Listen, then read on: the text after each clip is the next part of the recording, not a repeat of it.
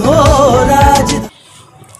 देखिए 5 करोड़ का गार्डन के जो ओपनिंग मुफ्ती साहब ने की है और जिस इलाके में की है मालदा में, वहाँ मैं समझता हूँ कि गार्डन की ज़रूरत हो या ना हो, लेकिन वहाँ अगर किसी चीज़ की ज़रूरत थी तो सरकारी स्कूल, सरकारी दवाखाना और सरकारी सब्ज़ी मार्केट और जो सरकार की जितनी भी स्कीमात है, सेंटर 1-2 सेंटर वहाँ पर, और ख़ुसूसी तौर से वहाँ पर पुलिस चौकी, ये इतनी बुनियादी ज़रूरत थी वहाँ पर। और मुफ्ती साहब का तो दादा भूसे साहब से बहुत अच्छा है। अब मुझे तो हैरत ये हो रही है कि मालेगांव छोड़कर वो वहाँ पर 5 करोड़ का गार्डन बना रहे हैं, जबकि मालेगांव के अंदर सब्ज़ी मार्केट बंद पड़ी हुई है, जाफर नगर, वहीं पर एक गार्डन बंद पड़ा हुआ है माद मिल्लत के पास। ये सब इलाके पहले ही मालेगांव शहर के अंदर ज़रूरियात के लिए है, लेकिन सब किसी काम के नहीं है, और वो इतनी दूर जाकर गार्डन बना रहे और वो भी ओपनिंग कर रहे हैं। ये तो मेरी समझ के बाहर है कि ये उनकी ओपनिंग का सिलसिला इलेक्शन के टाइम में क्यों होता है। 2014 में बुंकर बाज़ार एक कारपोरेटर के नाम से उन्होंने तख्ती लगाई थी वहाँ पर, और ये बोला था कि अगर आचार संहिता नहीं होती तो हम बुंकर बाज़ार बना लिए होती। तो मैं पूछना चाहता हूँ कि वो आचार संहिता आज तक नहीं हटी, 10 सालों में वो बुंकर बाज़ार की तामीर आज तक नहीं हुई। ऐसे बेशुमार मालेगांव के अंदर कामकाज है, उसके बावजूद मालदा में जाकर गार्डन अच्छी बात है, लेकिन वहाँ बुनियादी ज़रूरतें अगर मिल जाती तो वहाँ की आवाम को बेहतर फ़ायदा होता। उनका कहना ऐसा है कि गार्डन बनने की वजह से सब सहूलत वहाँ पर हो जाएगी। पहली बात तो ये है कि गार्डन का संग बुनियाद मैंने आपसे कहा रखा गया है, वो बनेगा कब। वो बोलते हैं मैं पहले 5 करोड़ लाया तो उन्होंने यहाँ फंड दे दिया, वहाँ फंड दिया। तो बात मेरे समझ में ये नहीं आती है कि इनको 3 मेयर मिले, 2 MLA शिप मिली, तो ये काम क्यों नहीं करते। इनके काम में लोग रेवड़ा कैसे अटका देते। इक़्तिदार तो इनके पास भी था ना, ये खुद 2 मरतबा के मेयर MLA है।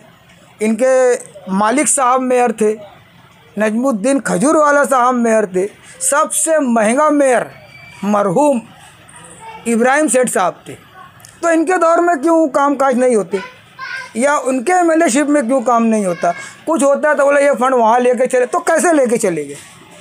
अजीब सूरत हाल है, फंड इधर चला गया, फंड उधर चला, और इलेक्शन के अय्याम में फंडों की बौछार हो रही है। 4.5 साल तक कहीं तो फंड नहीं आ रहा था। बोलते हैं कोरोना में लॉकडाउन होने की वजह से मुझे फ़ंड नहीं मिला।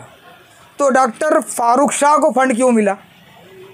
उन्होंने तो बाकायदा चिल्लाया कि मैंने इतने करोड़ का फ़ंड लाया है, उसी कोरोना के पीरियड में उन्हें क्यों मिला ये फ़ंड। एक ही पार्टी के थे, एक ही पक्षों के थे, तुम्हें फ़ंड नहीं मिला, कोरोना में काम करने की दुश्वारी हुई, और वो आदमी काम कर रहा है, करोड़ों का काम कर दिया, चैलेंज किया, कितनी भांगड़ हुई है मामले में, वो कागजात तक के सबूत दे दिए। तो ये आवाम को बार बार बनाना अच्छी बात नहीं है। और दूसरी तरफ शेख आसिफ की भी मीटिंगें का सिलसिला जारी है, पता नहीं क्या बोल के वोट मांगेंगे वो, ये तो मेरी समझ में नहीं आ रहा। इक़्तिदार तो उनके पास भी था ना।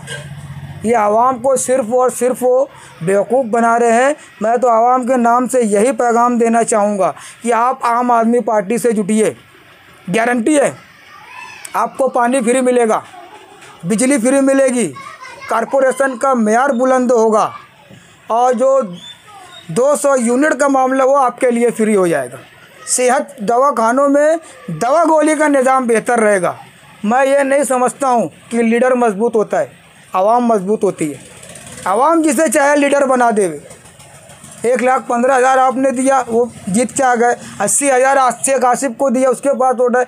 यही वोट अगर आम आदमी पार्टी को मिल जाए तो शहर का मुस्तकबिल सुधर जाएगा, ये गारंटी है। और नहीं तो इनसे गारंटी लो, इनसे ये सब दे सकते हैं क्या आपके बच्चों का बेहतर मुस्तकबिल संवार सकते हैं क्या इलेक्शन इसी बीच पे होगा। एक तरफ मीटिंग हो रही है, एक तरफ खानदानों को मनाया जा रहा है। तो मेरी आवाम से गुजारिश है कि बहुत सोच समझ के आने वाले असेंबली में आप फैसला करें। जो पार्टी आपके लिए काम करना, गारंटी है हमारे पास, मैं बार बार कह रहा हूँ, गारंटी है। और अल्लाह ने चाहा तो कामयाबी मिलेंगी, ये तमाम काम को किया जाएगा। नहीं तो आप उन लोगों से गारंटी मांग लो।